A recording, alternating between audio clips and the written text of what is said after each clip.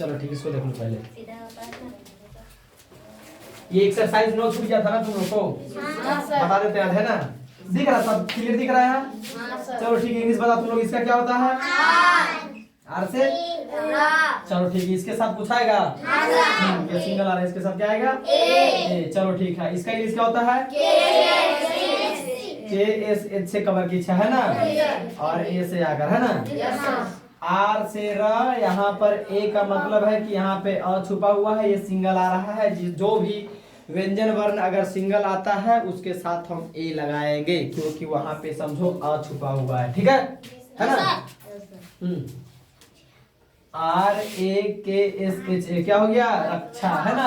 अब लक्ष्मी है ना, एल से ल, ए से यहाँ है ना, फिर वही आ जाएगा के एस एच एम आई, हो गया। चलो फिर Lakshman, L A K S H से कवर पीछा, एम ए, चलो हो गया। जी वाई से ए,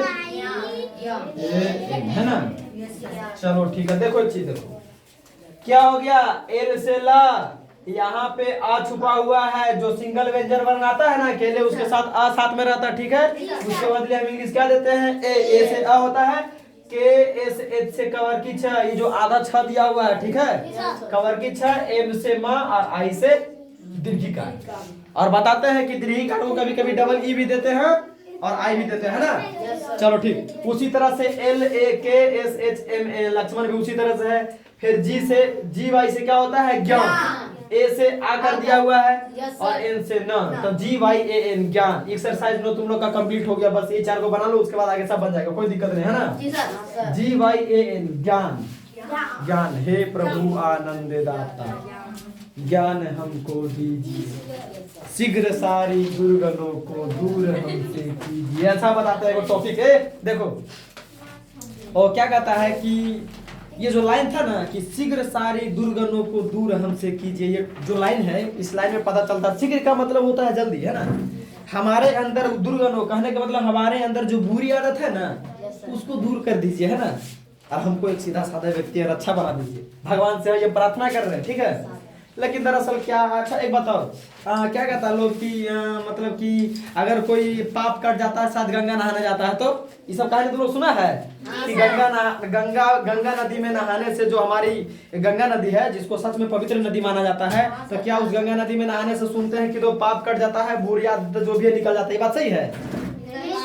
देखो एक बात बताते, नहीं एक बात सुनो ना, गंगा नदी में नहाने से तुम्हारा पाप मन का नहीं निकल सकता है। दरअसल बात है कि तुमको खुद निकालना पड़ेगा। क्यों? क्योंकि कोई ऐसा आदमी है ना कि गंगा नदी में भी रह करके ना, गंगा नदियों में रह के कसम खा लेगा, तैयो पर उसका बात पे विश्वास नहीं होगा कि हम ये चीज नहीं किए हैं, हम वो चीज नहीं करते हैं। समझ गया क्या? समझ रहे बात को क्या बोल रहे हैं? तो कहने का मतलब है गंगा नदी में नहाने से पाप नहीं खत्म होता है, तुम्हारी बुरी आदत नहीं जाती है, तुमको वो अपने दिल से, अपने मन से खुद निकालना पड़ेगा, ठीक है? हाँ, हम मानते हैं कि गंगा नदी को ये मान्यता दिया गया है, सब पूर्वजों से लोग मान रहे हैं कि गंगा नदी में नहाने से हमारा जो भी है थोड़ा सा पाप धुल जाता है, तो वो शरीर का मैल धुलता है, पाप नहीं, ठीक है? पाप मन में होता है और तुम्हारा दिल में होता है, और नहाता है तुम लोग तो तुम्हारा मन धुलाता है क्या? है? तुम्हारा दिल धुलाता है? शरीर के अंदर पानी घुसता है? नहीं घुसता है, ऊपर ऊपर चल जाता है ना। तो कहने का मतलब जो शरीर में मैल लग रहा था वो छूट जाता है बढ़िया से, है ना?